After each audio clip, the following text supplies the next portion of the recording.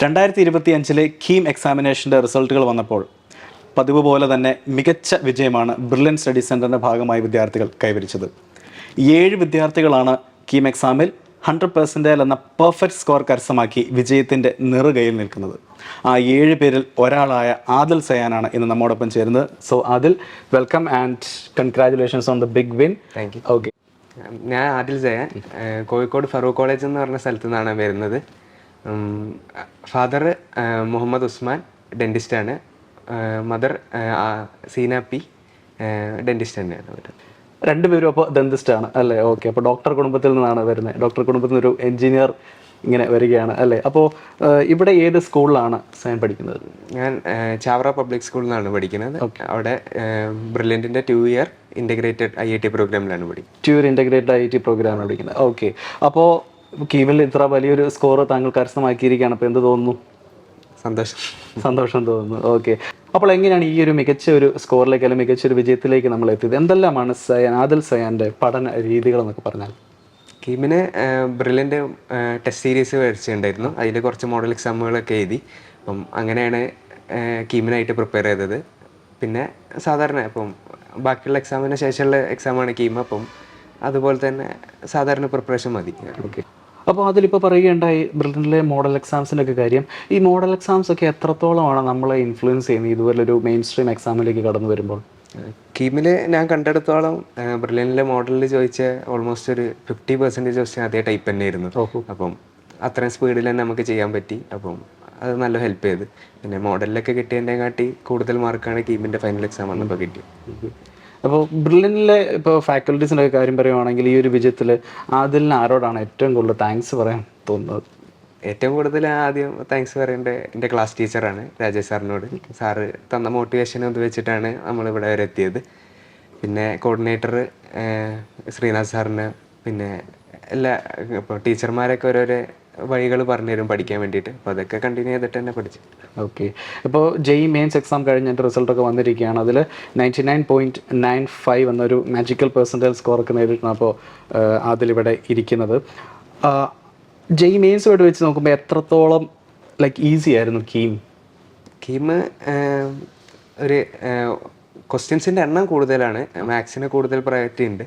പക്ഷെ എന്നാലും ഒരു 150 ക്വസ്റ്റ്യൻ ഉണ്ടെങ്കിലും ഒരു 2 hour 30 മിനിറ്റ്സിൻ്റെ ഉള്ളിൽ തന്നെ ചെയ്ത് തീർക്കാൻ പറ്റുന്ന ക്വസ്റ്റ്യൻസ് തന്നെയാണ്. അപ്പം ടൈം പ്രശ്നം അവിടെ വരില്ല. JEEക്ക് ക്വസ്റ്റ്യൻസിൻ്റെ എണ്ണം കുറവാണെങ്കിലും കുറച്ചും കൂടി ലെങ്തി ആയിരിക്കും മാത്സൊക്കെ. അപ്പോൾ അവിടെ ഒരു ടൈം കൺസ്ട്രെയിൻറ്റ് വരുമ്പോൾ ഇവിടെ അങ്ങനെ ഒരു പ്രശ്നമില്ല.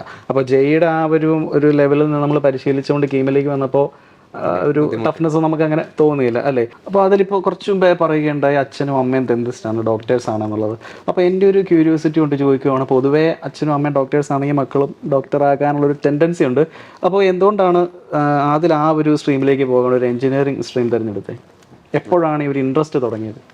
10ാം ക്ലാസ്സൊക്കെ ആയപ്പോഴത്തേക്കും ബയോളജിനോടുള്ള താല്പര്യം കുറച്ച് കുറഞ്ഞു. കാരണം കൂടുതലും കാണാതെ പഠിക്കാനാണുള്ളത്. കാണാണ്ട് പഠിക്കുന്നത് താല്പര്യമില്ല. അതുകൊണ്ട് പിന്നെ ഫിസിക്സും മാത്സിനോട് കുറച്ച് താല്പര്യം ഉണ്ടായിരുന്നു. അപ്പോൾ അതുകൊണ്ട് മാത്സിൻ്റെ ഫീൽഡ് എഞ്ചിനീയറിൻ്റെയൊക്കെ എടുക്കാൻ വിചാരിച്ചു.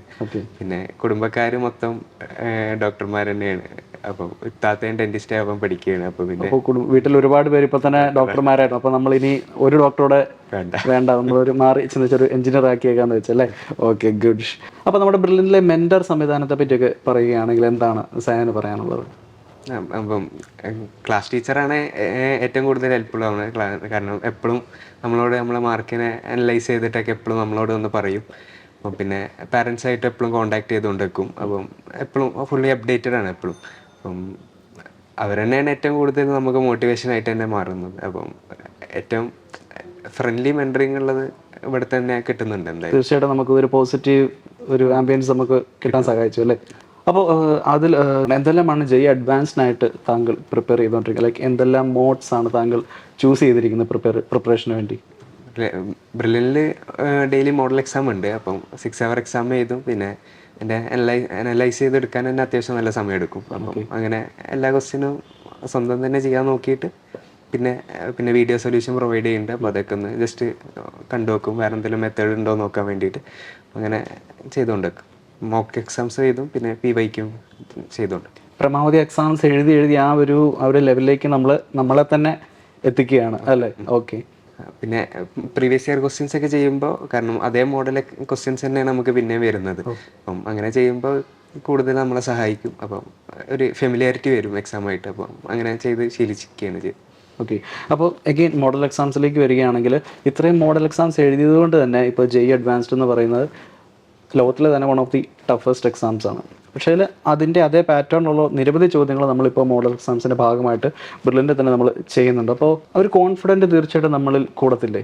ഉണ്ട്. കാരണം ആ ഒരു 6 hour കണ്ടിന്യൂസ് എക്സാം, അല്ല 3 hour ബ്രേക്കിൽ എക്സാം എഴുതുക എന്നുള്ളത് ആ ഒരു മൈൻഡ് അത്രയും റെഡി ആയിരിക്കണം. അപ്പം ബ്രില്യൻ്റിൽ ഇത്രയും എക്സാം എഴുതുന്നതുകൊണ്ട് തന്നെ അങ്ങനെ ഒരു എക്സാമിനെ അപ്പയർ ചെയ്യുന്നൊരു പേടിയൊന്നുമില്ല. അപ്പം കുഴപ്പമില്ലാതെ തന്നെ അറ്റൻഡ് ചെയ്യാൻ പറ്റും. ഓക്കെ. അപ്പോൾ ഇത്രയും പരിശീലനം ലഭിച്ചുകൊണ്ട് തന്നെ ഇപ്പോൾ കീമിന് ഇത്രയും മികച്ച ഒരു 100% എന്നൊരു പെർഫെക്റ്റ് സ്കോർ അതിൽ സേന നേടാൻ സാധിച്ചത്. അപ്പോൾ ഒന്നുകൂടി congratulations on the big win. അപ്പോൾ ഇനി വരാൻ പോകുന്ന JEE അഡ്വാൻസിലും ഇതേ മികച്ച വിജയം തുടരുക എന്ന് ആശംസിച്ചുകൊണ്ട് തന്നെ അതിൽ സേൻ, താങ്ക് യു.